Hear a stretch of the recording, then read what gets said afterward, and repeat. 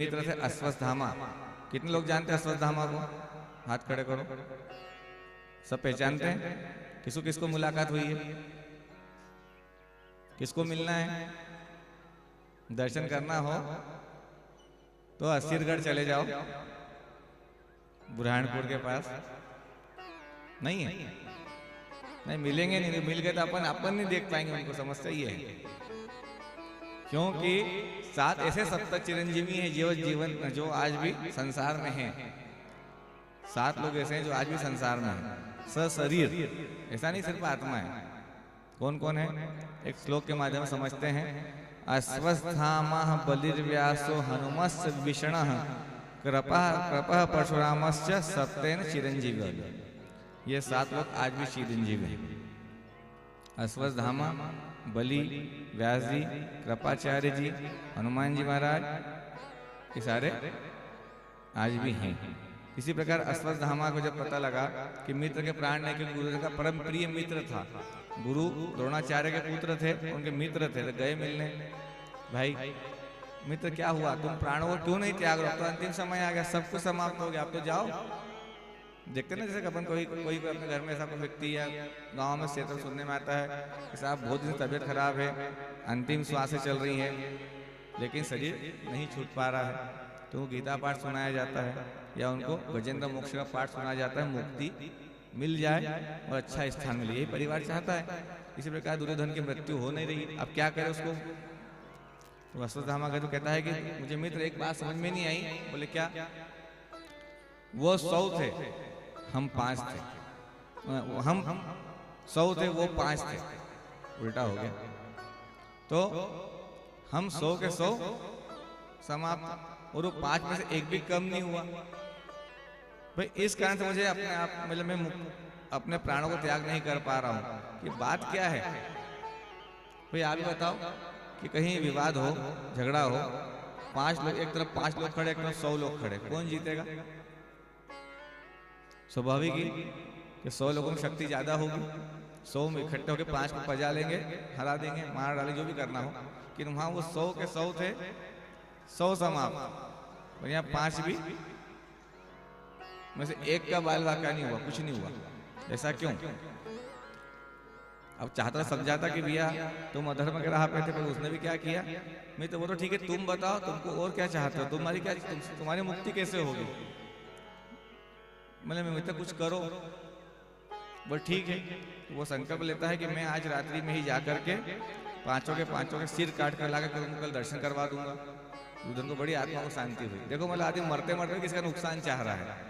जैसे अपने जीवन को उदाहरण से समझे, पड़ोसी के घर नई गाड़ी आ जाए, अपने पड़ोसी क्या नई गाड़ी आ जाए, हमें क्या होना चाहिए? खुश के दुखी दुख मनाना चाहिए। खुश हो जाओ, चलो भले अपने तो उसके तो आई, कभी तो काम कभी तो बिठाएगा, चलो भाभी सीहोर घूम के आते हैं, चलो ओमकाश उज्जैन होके आते हैं, कभी तो ले जाएगा। और नहीं ले जाए तो उसकी इच्छा, लेकिन उसके जितनी खुशी उससे 2 गुना अपने दुख का माहौल हो गया। ये गाड़ी लाया है तो कैसे? तो वो दुख में दूसरे के सुख में दुखी होने वाला काम। अब वो भी कह रहा है इस प्रकार कि उनकी मृत्यु हुई नहीं, वो हम सब सारे मारे गए। ठीक है, कुछ करता हूँ। जाता है रात्रि में, भगवान उनके शिविर में जाता है पांडवों के। अब शिविर में अंधेरा था, रात्रि का समय, थोड़ा बहुत कोई भी जो भी उसमें कैसे लाइटिंग हेलोजन तो होंगे नहीं, जैसे आज अपन बैठे हैं, जो भी मसाला का जल रही थी उस मध्यम लाइट उस उजाले में प्रवेश करता है। और ये नहीं देख पाया कि ये 5 पांडव हैं कि कौन है। 5 उसे व्यक्ति सोए हुए दिखे, और वो कौन थे? 5 पांडव के 5 पुत्र। वो अंधेरे में जाता है और 5 पुत्रों के शीश काट देता है, उनको एक थाली में रखकर उन्हें कपड़ा ढककर सजाकर उनको लेके दुर्योधन के पास आता है। दुर्योधन ने दूर से देखा कि 5 शीश दिख रहे हैं, बड़ा प्रसन्न हो रहा है, चलो हमारा इनका भी काम लग गया। लेकिन जैसे आगे कपड़ा खोलते था क्या देखता है कि 5 पुत्र, तो और दुखी होता, जोर जोर से रोने लगता है। मित्र तुमने ये क्या किया? हम तो 100 ही समाप्त हो गए, लेकिन हमारा जो उद्धार करते, हमारा जो पिंड दान करते, हमें जो तर्पण करते, हमको जो जलांजलि देते, तुमने हमारे कुटुंब को ही समाप्त कर दिया, हमारे कुल को ही समाप्त कर दिया। हमें अब जल कौन देगा? इस पीड़ा के चक्कर में उन बच्चों के जगह को याद नहीं। हाँ भी क्या हो रहा है कि है तो दुश्मन के बच्चे, भले भाई भाई हैं, लेकिन फिर को लग रहा है कि ये मुझे हमें कैसे भी, लेकिन ये धर्म के राह पे थे, ये हमारा पिंडदान इतने जरूर करते। तो उस चक्कर में वो दुखी होकर के विलाप करते हुए अपने प्राणों को त्याग कर देता है। इधर जब बात पता लगी पांडवों को, अश्वत्थामा ने ऐसा किया है, भीम संकल्प करता है इसे मार डालूंगा, लेकिन संभव नहीं था कि उसको मार डालना, क्योंकि उनको अमरता का वरदान प्राप्त था भगवान शिव कि ये कभी मरेगा नहीं। तो इस चक्कर में उनको बचाने अब क्या करें? जब किसी को मार ना सको तो उसका अपमान करना भी मरने से ज्यादा दुखदायी होता है।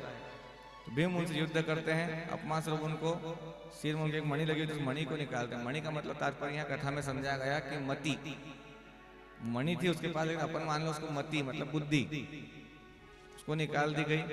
अश्वत्थामा को इतना मारा, लहूलुहान कर दिया गया।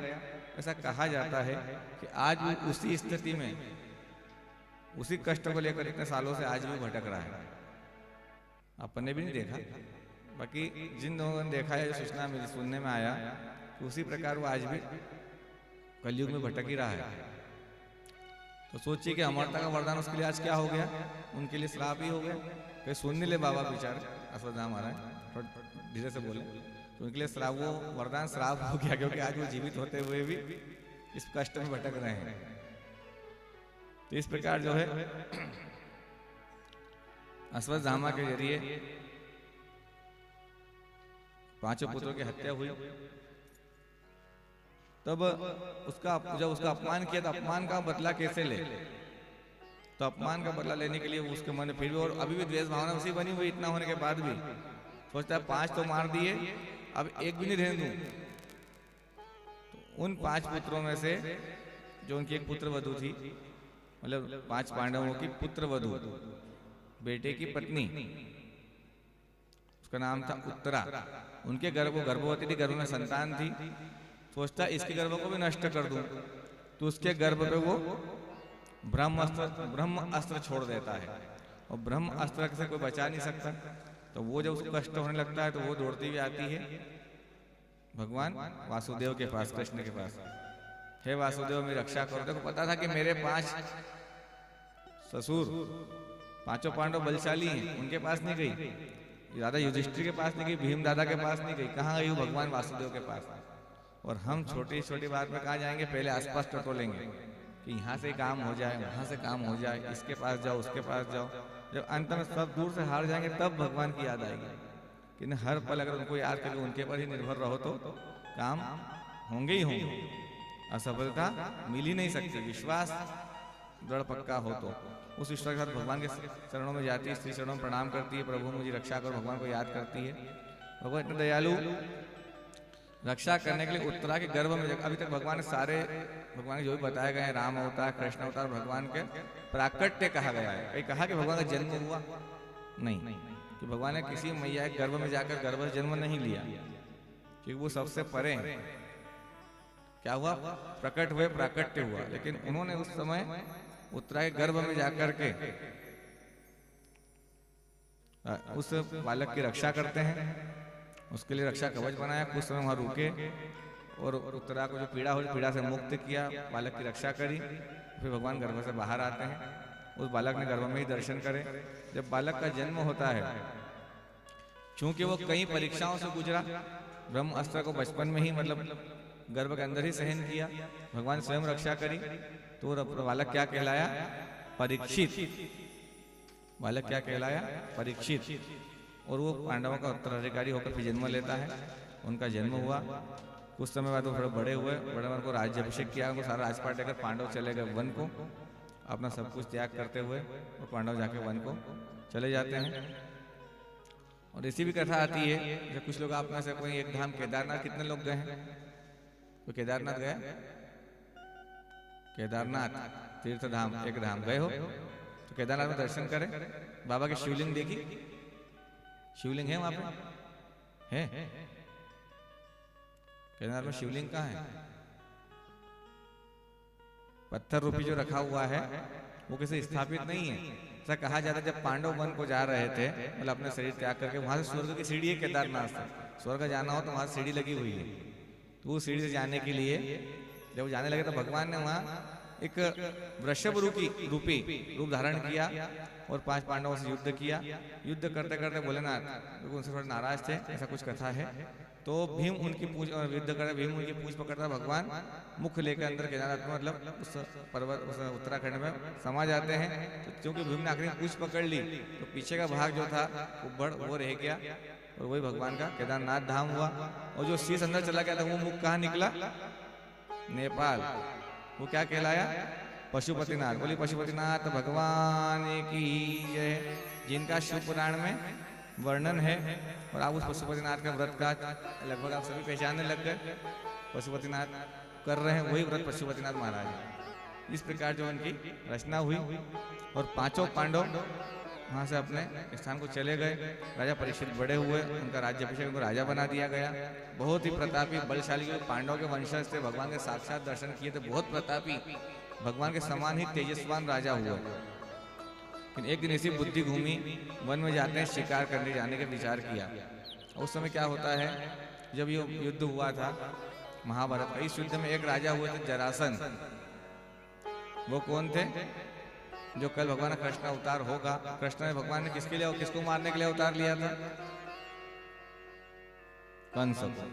तो उस कंस के ससुर थे महाराज जरासंध और बड़ा ही दुष्ट प्रकृति के राजा थे।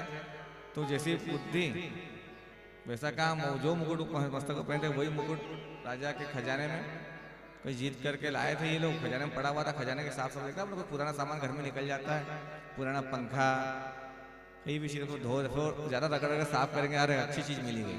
होता है जब दीपावली की सफाई